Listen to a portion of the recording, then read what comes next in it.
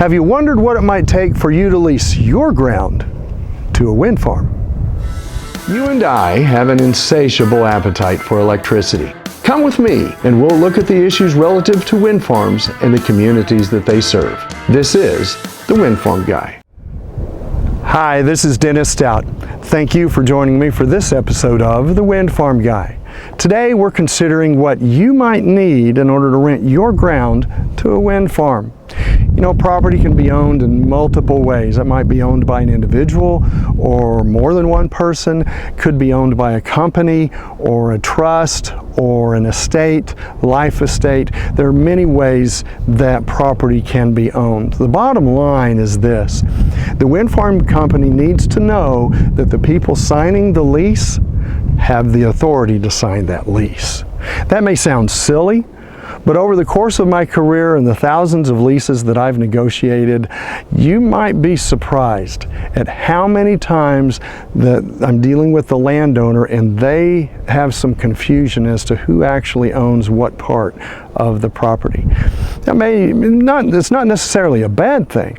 It could be, take a married couple for example. He might have some property in his name, she might have some property in her name, they might have some property in both of their names, they might have a trust involved for some other property, and maybe they just forgot what entity owns what. Same thing happens for a life estate. Perhaps someone gave their property to their child years ago and retained a life estate in that, and they just forgot about it. And so when the wind farm company comes along and try to lease it, they just forget to mention that because they forgot about it. And so sometimes it's just being forgetful. Other times it might be someone trying to do something that's not right. I was negotiating a lease once, and they said, yeah, the land is owned by just siblings, and we started doing some checking, and this other name kept popping up, and I went to them and I said, what about this other name? And they went, oh, no, they don't own interest, it's just us family, it's just us family members.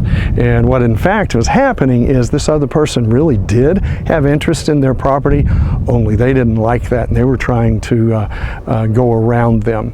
And so wind farm companies really are trying to do the right thing, making sure that they have all the names and all the right names on the documentation.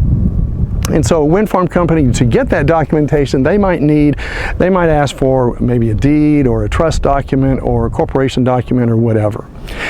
I've even discovered discrepancies sometimes in where we started doing the work, and then we realized there was this cloud, and went to the landowner and they went, oh my goodness, I didn't know about that. And of course they didn't like the information, but they were very appreciative that we had made that discovery so they could get the clouds taken care of on the title of their property. Then once the lease is prepared, you'll need to also do a W-9, fill out a W-9, and if the wind farm company pays you electronically, you'll need to give them your bank information and account information, so on, so they can make deposits into your account. Don't let all of that bother you, the bank stuff and getting deeds and all of that. Don't let that bother you, because of course they're trying to protect themselves, but they're also protecting you in the process. When I go into a store and I write a check or use my credit card and they ask for my ID, I really appreciate that, because I've had my identity stolen and it is a pain. It's a headache to deal with and clean up. And so I appreciate it when they go the extra mile and ask for those things. And the things that wind farm companies are asking for when they're doing your lease is kind of along those same lines. They're just trying to keep everything right. If you like the information I've been sharing with you today, be sure and hit like and subscribe.